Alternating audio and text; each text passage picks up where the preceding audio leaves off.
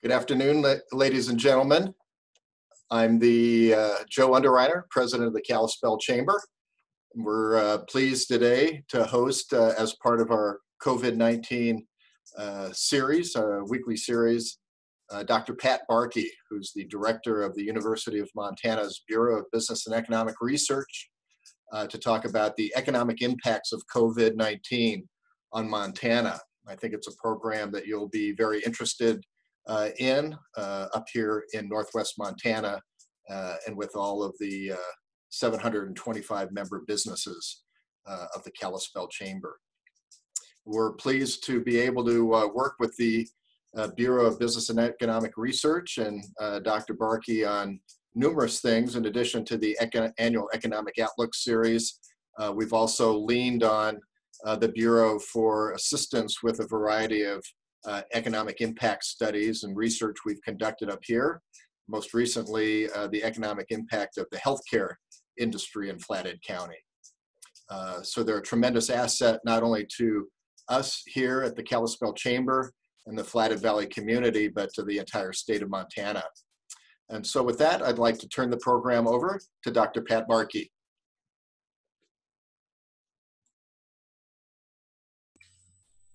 Thanks. Good afternoon, everybody. Thanks for that nice introduction, Joe. I'm going to bring my presentation up here in a second. As soon as you let me, Jen. Oh, looks like I'm good. Bear with me for just a second.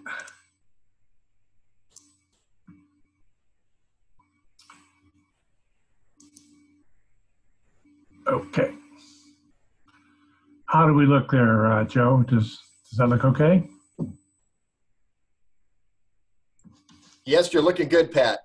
All right, thank you. Sorry for that little glitch, but it's always better to be talking to people than be talking just to your computer.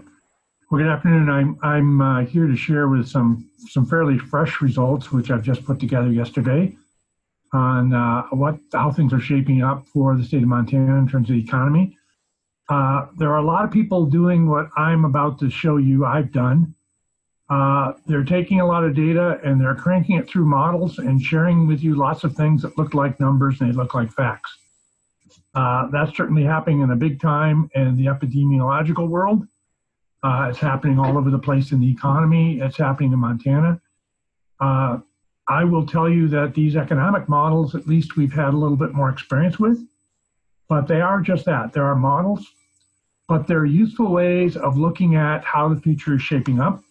As long as you understand that even though these numbers look very crisp and precise, the situation is anything but. In fact, this is a situation where normally I would not get involved with until things had settled down, simply because things are changing much too fast.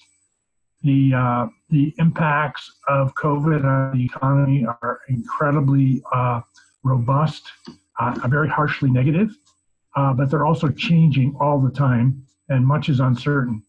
So I will share with you some data on the economy and some projections on economic activity.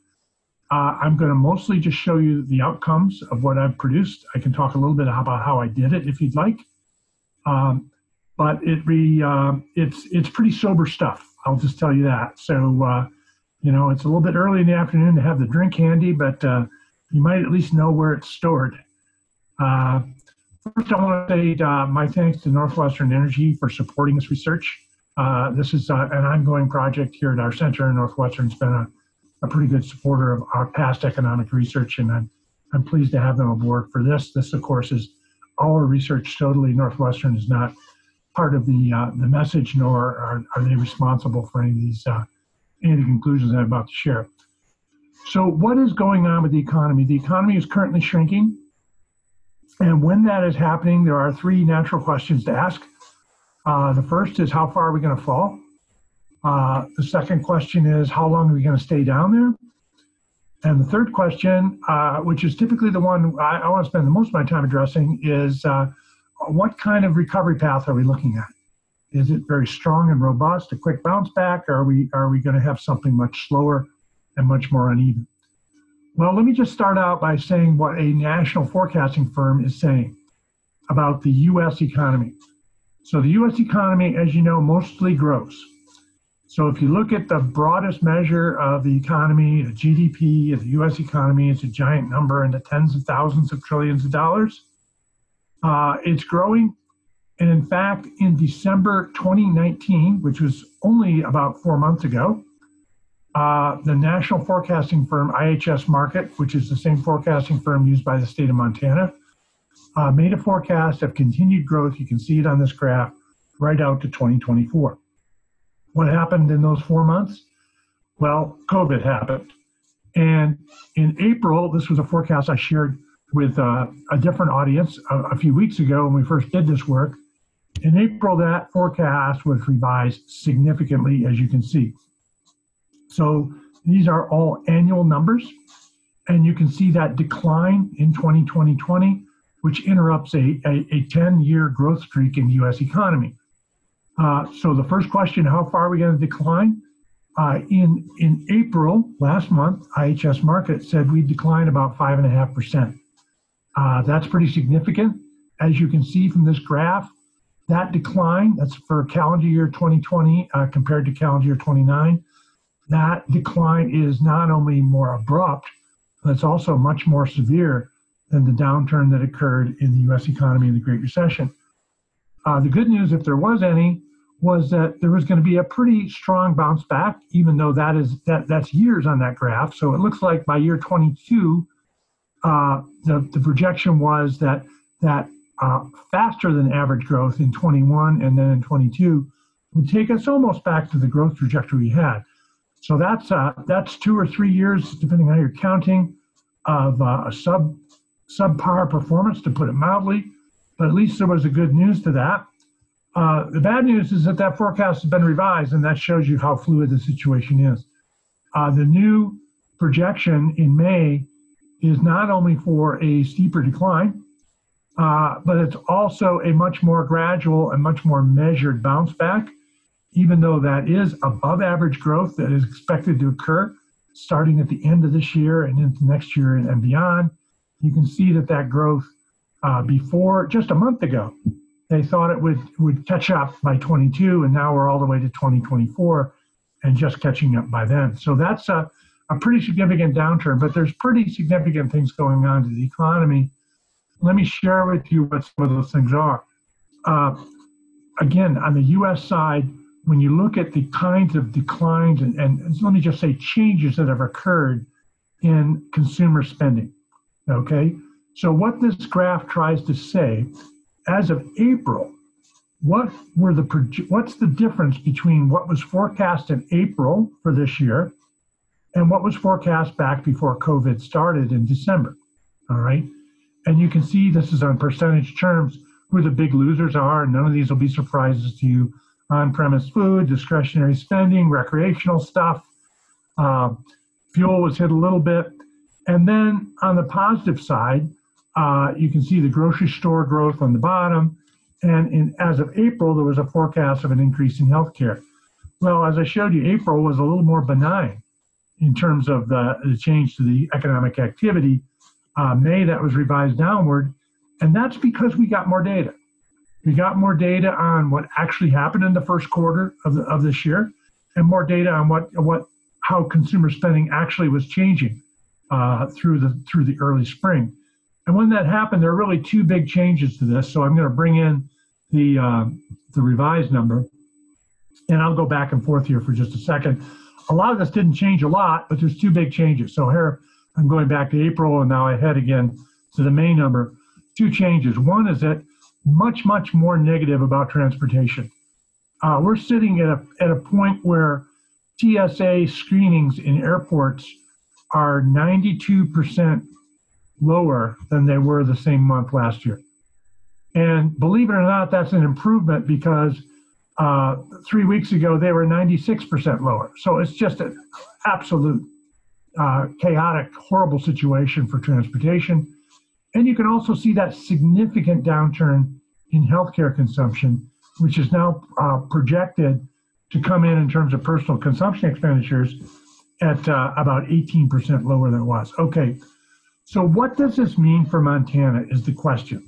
So what we did in our center is we presented to our forecast model these kinds of changes in the economy. Now, I will say that those changes now going through May, and I'll show you May in a second, also include the impact of the oil bust and the enormous changes that are occurring on the production side in terms of energy, and also the threat to things like refining, and even a little bit of coal's misery is in this new forecast.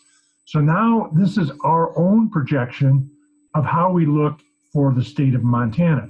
So again, going back to December 19, most of this is actual data, but you can see the years 2020, 21, and 22 are projected a little bit of a slowdown, but job growth that we forecast.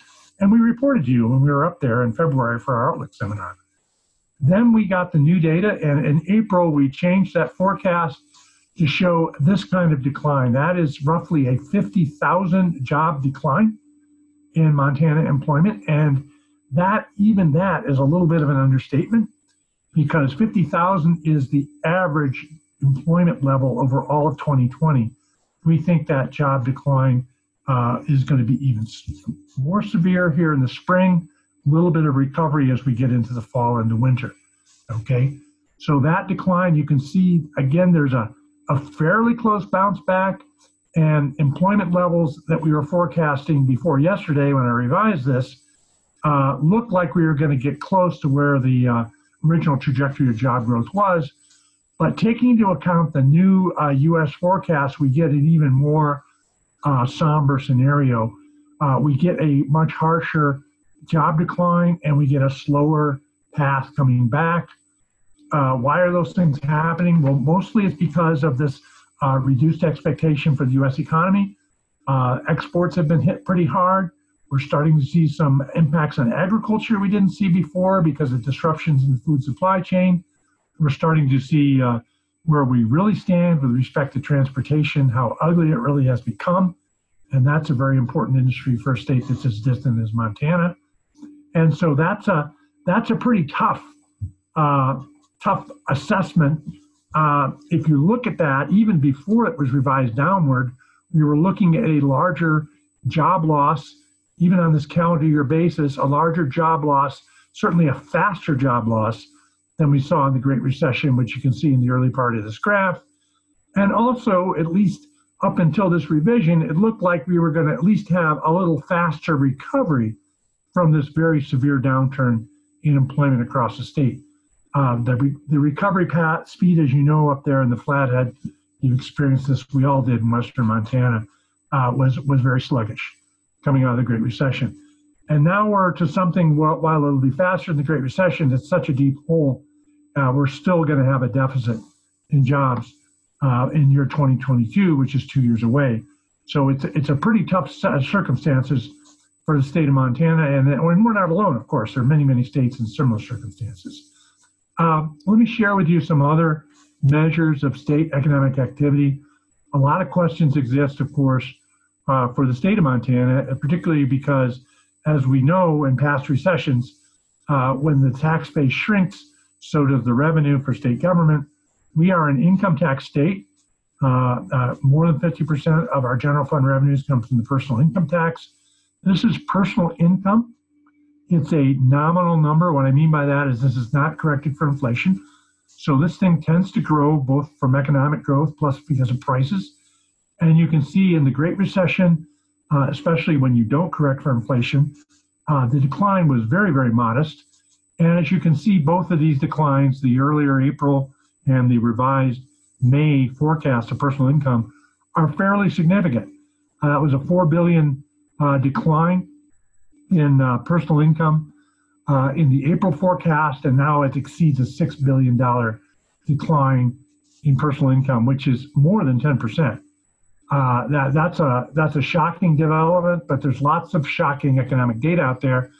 The good news is that we think 2020 is the low point. We're going to see growth towards the end of 2020 and stronger than average growth coming out of 2020, but not fast enough growth to whittle away that deficit that has opened up because of this COVID downturn that has hit the economy like a hammer. So let me just talk a little bit more, a couple other points about this, and then I'd be delighted to take your questions. I probably won't have a lot of answers, but I'll do my best. Well, let's start out by saying where is this downturn hitting? The short answer is just about everywhere. Again, I'm going to give this to you in terms of two pictures because I understand this myself. You're looking at where we thought the job losses were as of April. And not surprisingly, the biggest number of job losses was accommodations and food, arts and entertainment, tourist-related industries, other services, which include personal services, declines in retail trade, some declines in construction, etc. The only sector slated to grow is federal civilian.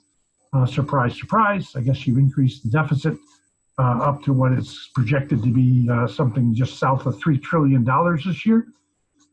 You do get a few more federal employees, but I don't think that is really going to make too many people happy. Those are a lot of negative bars across. As you get to the the revised estimates, I'm going to transition that like I did before. Kind of a busy graph, and I know you're trying to take this all in, but the story's pretty bad.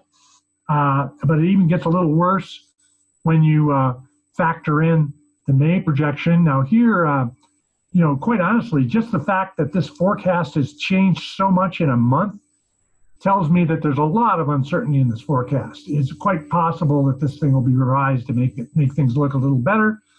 But in the spirit of giving you the most recent, the most up-to-date information we have, you can see that going back just for a second, go backwards in this presentation, compared to the April job loss in Montana, where healthcare jobs were just over 3,000 jobs. Now it's the largest job loser, which is kind of amazing, but there it is. You can see retail trade and some of the other sectors that were a little tough, and you can see a little bit of a downgrade now in terms of farm employment going down in the most recent revision. So that's a pretty bleak look. This, of course, what I'm showing you is the worst. This is in 2020, and this is a comparison of where we thought the economy would be when we projected at the end of last year and our current thinking on where all these employment levels are going to land for this calendar year.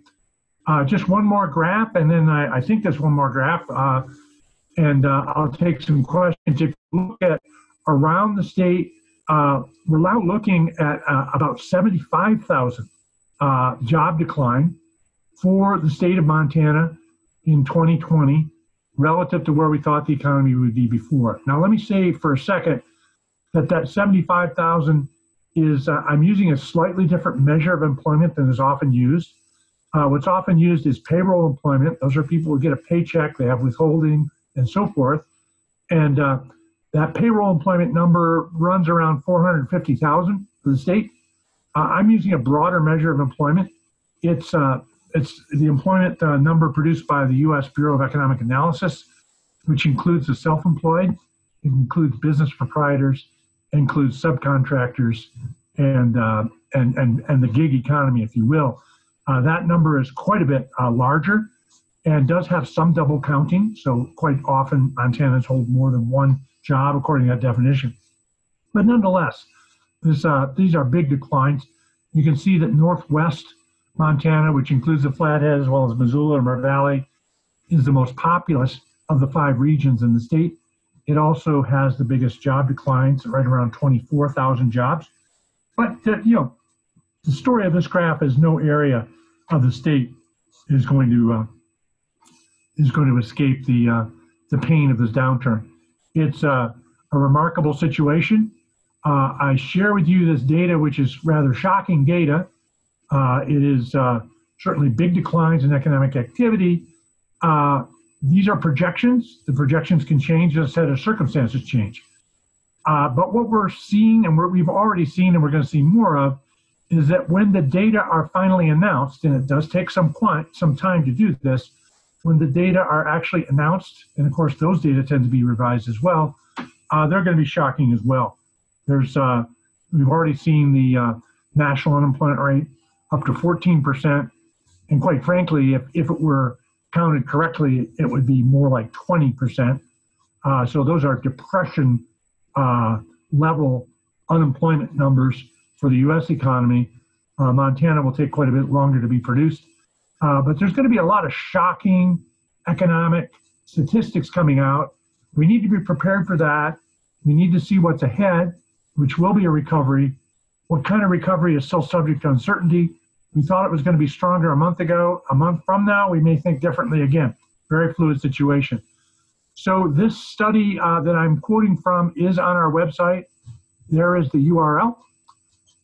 You can also just go to our website there, the first part of that complicated URL, and there should be right on our banner a picture that you can click to, and you will get the April version of this report, which, as you can probably see, is sobering enough, let alone these May revisions. So, Joe, I'm about done with my comments. A pretty high level analysis. There's certainly a lot of things we're all worried about, and I'll just leave that slide up there for the moment if people want to copy that down, and I guess I'll open my chat box and see what kind of questions people have.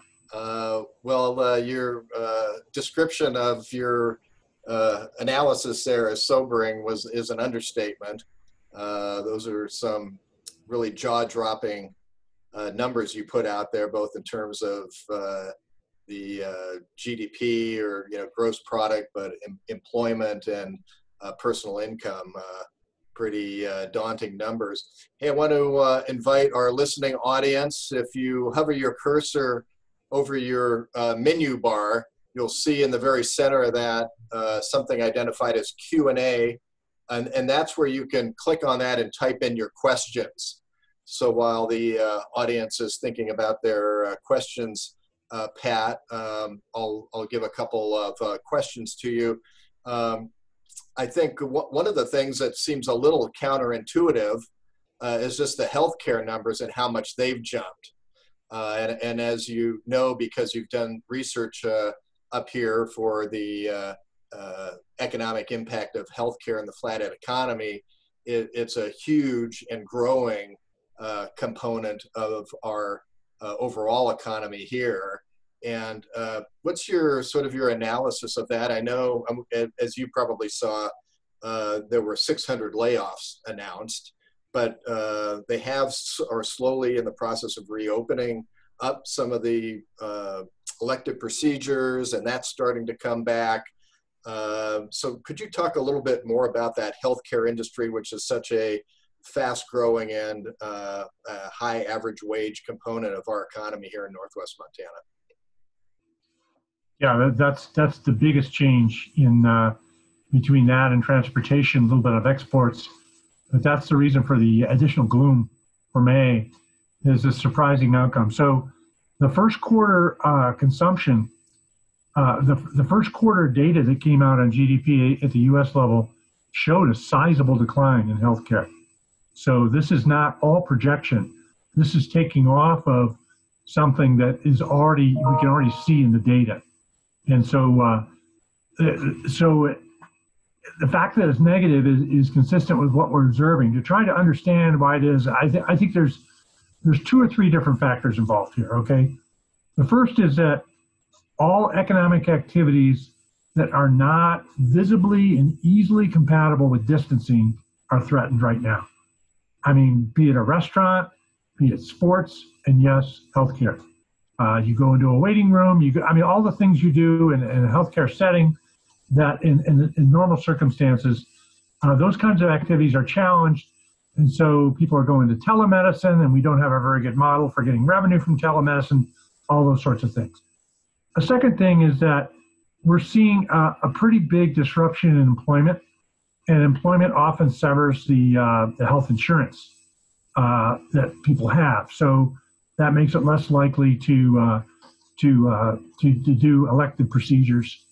And finally, it's been some of the supply disruptions that have rocked different parts of the economy, have affected healthcare as well. And we've heard about most of them in terms of protective equipment and so forth. But even things like medications, a lot of these things have been profoundly disrupted because the normal global trade flows are not there. So that's about as good as I can do, Joe. It's it's pretty surprising. And that's another reason why Western Montana is taking it pretty tough in terms of job declines, because between Missoula and Kalispell, there's some significant healthcare employment and activity happening there. Thanks for that answer, Pat. One more question from me, and then we'll go to our audience. One of the areas I was pleased to see that is fairly flat is our housing market situation. And we've had some preliminary reports that real estate transactions and values seem to be holding pretty well. What is your interpretation of that versus all the unemployment and layoff scenarios we're seeing? Well, first off, with respect to residential housing, it differs community by community. But in most communities, and I would put Kalispell in that list, as well as Missoula and quite a few of the faster growing parts of Montana, we've been looking at a pretty substantial housing deficit. So that's pre-COVID, but it took years and years to build up to that kind of deficit. So what I mean by that is that the number of housing units being built was less than sufficient to accommodate household formation, which would involve new migration as well. And so that reflected escalating prices, which we all saw. So that hasn't gone away. That's still there.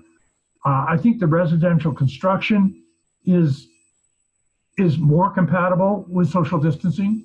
So I know you're talking about real estate transaction for existing as well as new, but just on the residential single family homes, even multifamily, I think that construction is more easily accommodated. And then you have, of course, interest rates being low. There's quite a few opportunities out there.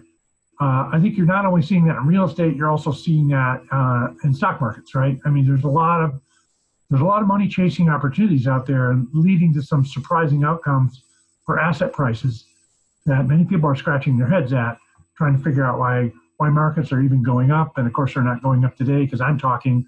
Whenever I talk, they always go down. But usually they go up. So get me off of here and they'll all be in better shape. But so there's, I don't know if these are fundamentally sustainable or not, but we're keeping an eye on them. And there does seem to be some rationale to support what's happening. Okay, thanks for that answer. Here's a question from Thor Jacola with Jacola Architecture and Engineering. Could you discuss the impact of quarantining effect on interstate travel and the prognosis for that? Well, the prognosis is terrible. It's even forecasts I was seeing 3 weeks ago were forecasting something like an 80% decline in tourism. Depending on how you define that is always a question, but that kind of order of magnitude. I was reading for you some of the data. We have good data on TSA passenger screenings. I don't know how many of you have seen those open table data on restaurant reservations that are made on the web. You can kind of get a real-time idea of what's going on with restaurant activity there. So I think the quarantining of people visiting Montana, and by the way, it's not just Montana doing this, is I don't know whether that's the chicken or the egg, whether that's reflecting fear or causing fear, but it is definitely it's going to shut off a lot of visitation. It's going to be a year that a lot of tourism industry employers are going to like to forget if they can even survive it. Here's a question from Robin Bailey with the Hockaday Museum of Art. And her question is, when would your research posted on the BBER website reflect the May data that you're referencing? Yeah, as soon as I can get it, as soon as I get something written up on it, I think, I would say the next 48 hours, I'll do my best. We have a COVID page. I hate to be trendy. Everybody's got a COVID page now. I wish we could take all these COVID pages down, go back to that nice picture you had of the valley we were looking at when we started there, Joe. But yeah, we'll be putting on our COVID page. Hopefully by Thursday afternoon would be my goal. Okay, very good. Well, here's a question from Webb Brown, a name with which you'll be familiar, who's now with the Western Montana Association of Realtors, asking one of your early slides that had more of a collapsed graph didn't reference specifically lodging and hotels. Was that in the recreational section perhaps? I know in a later slide you broke out accommodations and food service. Yeah, I think that's recreation services does not include lodging. Accommodations and food is where the hotels are. Yeah, okay. Right. Good. All right, thanks for that. Here's a question from Eric Berg. Are these numbers assuming no further shutdowns, or is it assuming potential future but shorter shutdowns? Well, since Eric works for me, I should make him answer that question, right? What are you trying to do? Put me on the spot here? I will just say that the economic models don't know about shutdowns. Economic models know about spending. So we know things about consumer spending, investment spending, government spending, and so forth. So there's not literally a path for shutdowns in any of these forecasts. I will tell you that the anticipation is a gradual return to normalcy. And so let me just tell you, I gave you a forecast for the U.S. economy for the calendar year 2020. It's a pretty terrible forecast, a decline of about 7.5% of GDP in 1 year. That's an astounding decline, okay?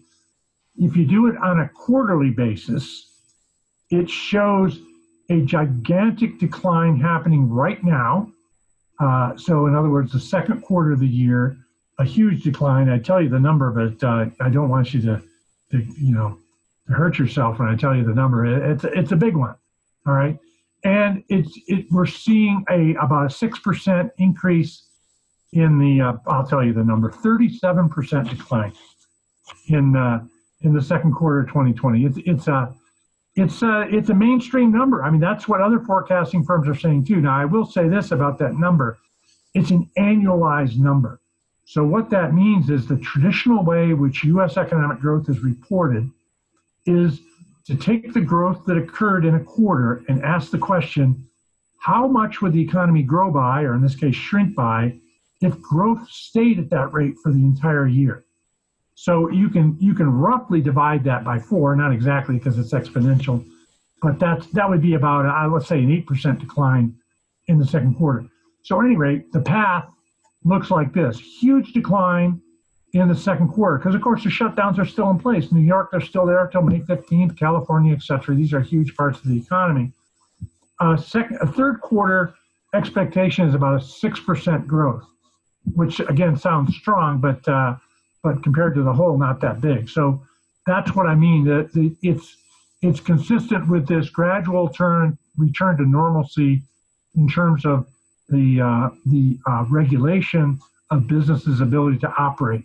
Whether the customers come in and spend money is something totally different.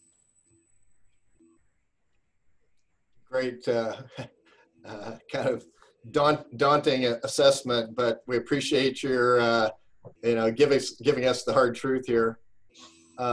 Here's a question from Joel Ross. Are there any sectors of the flathead economy that have been projected to have stable employment for the rest of 2020? I'm wondering about finance and banking. I know you had that in one of your charts, but maybe you could elaborate on that. Yeah, I'm tempted to go backwards, but I'm not going to do that. I'll tell you there are some areas. I tell you, utilities are pretty stable. I think finance and banking is pretty good. There aren't really a heck of a lot of other ones. I'd have to pull up the presentation to remember what they were. Matter of fact, let me just do that because I'm not sharing my screen anymore. So let me see. Yeah, it looks like tech, of course, is doing fairly well. Some of the government ones, federal government, pretty stable. Uh, you know, there aren't a lot of them though. I mean, really, not a lot. Even I think higher education is in trouble. I mean, where do we go? Even construction shows having some losses because mostly because on the commercial side, commercial construction is going to be pretty weak with growth and so many other challenges for businesses trying to stay alive. Good, thanks. Here's a question from Phil Quigley. What steps can thought leaders in Montana take to restore consumer confidence and thereby boost retail and hospitality sales? Well, what I'm saying, when I try to be more optimistic, and believe me, I do try, I want to say that there's something very artificial about this whole experience. And that is, there's nothing artificial about this virus. I mean, that's part of the world. I mean, that's a terrible thing. But what I mean by that is a lot of the economy was shut down by decree, if you will. And while a lot of those shutdowns would have happened already, maybe not all of them would. And that's not a normal circumstance in the U.S. economy. That's not the way our economy works. So the reason why I say that's optimistic is because when that is reversed, and it already has been reversed, and the reverse will hopefully stick, but we'll have to see, there is room for a artificial increase. So when you wave the wand and you say, all these stores and businesses are now open, restaurants, bars are now open, there's an opportunity for fairly fast growth to occur, fairly fast, right? I mean, there's still fear and there's still loss of income and so forth. So there is room for faster bounce back in this kind of downturn, even though it's been very severe. At least that is working for us. I think in terms of thought leaders, I think what it really comes down to is we need to make a convincing case to Montana consumers and businesses that we know how to manage this without shutting down the economy. So we know how to manage this in a regionally flexible way, in a way which is driven by data, in a way which gets ahead of the problem as best we can, but does not completely shut down the kind of activity that's producing these eye-popping declines.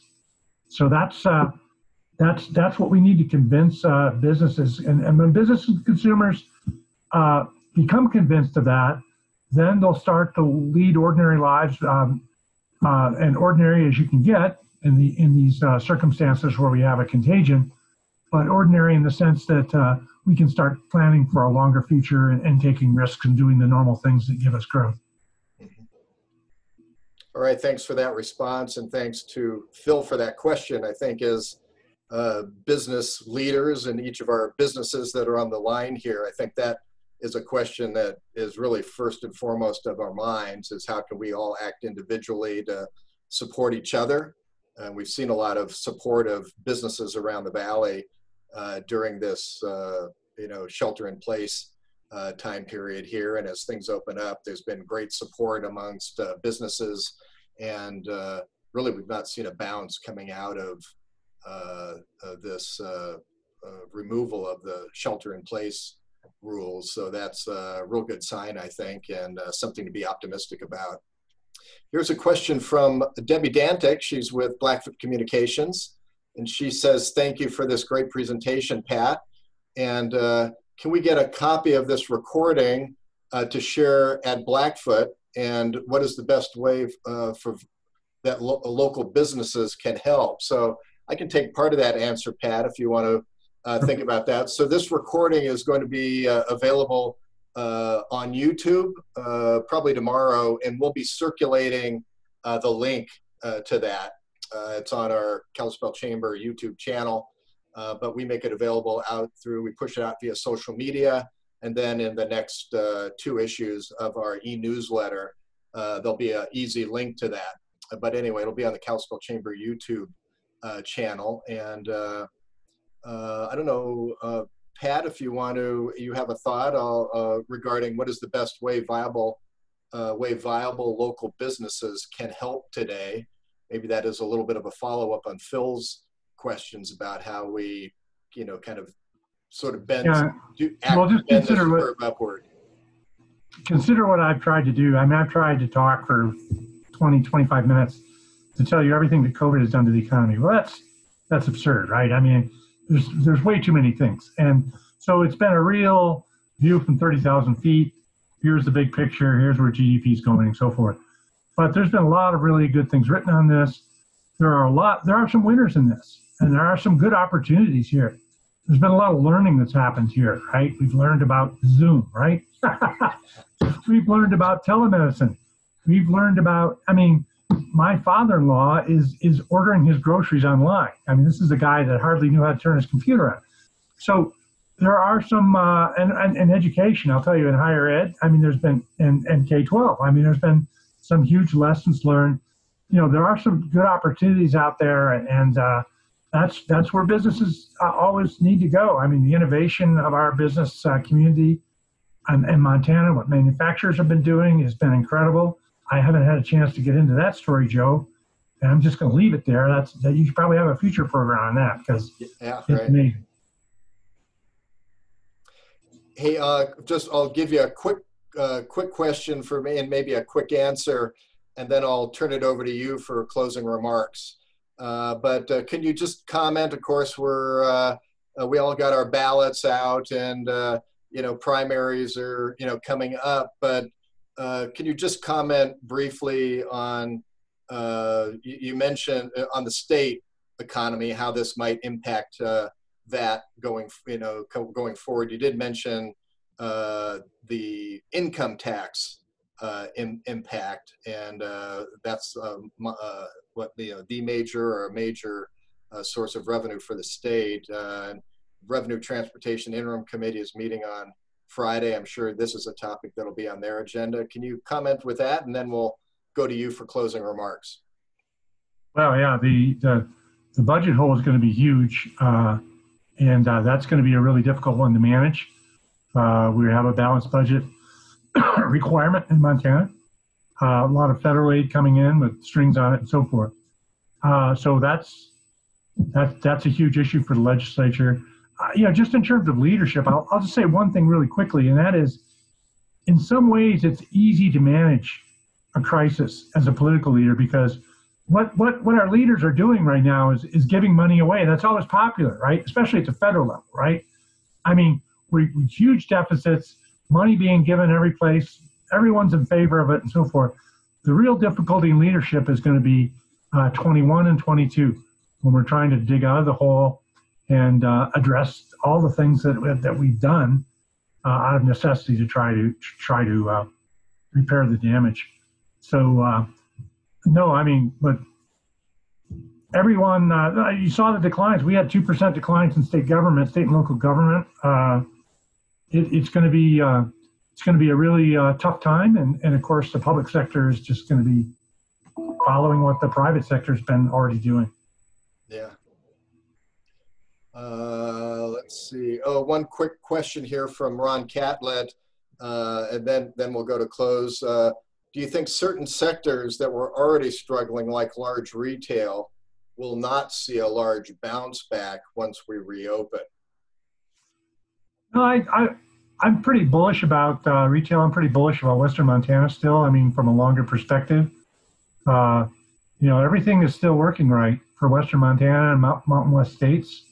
Demographics, affluence, but not now, not this year.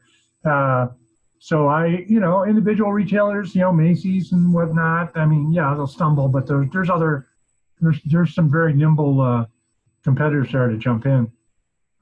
So then you have other industries not super important in Northwest Montana, but the energy story, I haven't talked about it much because it's not super relevant for you guys, but that's a very, very big one. Certainly for southeast, south central and west eastern Montana. So they're weaknesses more difficult to remedy. Yeah, that could be a whole nother topic for a future webinar with you, Pat. do you have any closing remarks before we wrap up today? The only other thing I would say is that the first thing I said, what I'm doing is I'm telling you what my model says. Now I put a lot of stock in this model. There's a lot of I think there's a lot of intelligence in this thing, but just because I said it doesn't mean it's going to happen. It's just where things look right now. Stay tuned, the picture could change. That's exactly what's been happening every place. I think we're getting tired of that, quite frankly, but that's the reality we all face, and we face it as economists as well. Yeah. Well, thank you, Pat, and thanks for sharing your analysis and insight on the Montana economy and the Northwest Montana economy. Specifically, we sure appreciate you being on the line today and giving us your time. And as a reminder, I mentioned earlier, this recording will be available on our YouTube channel, and we'll have links to that out to our membership here, the next 2 issues of our e-newsletter. Again, Pat, thanks for being on the line. Appreciate you sharing your time and insights with us. Have a great afternoon.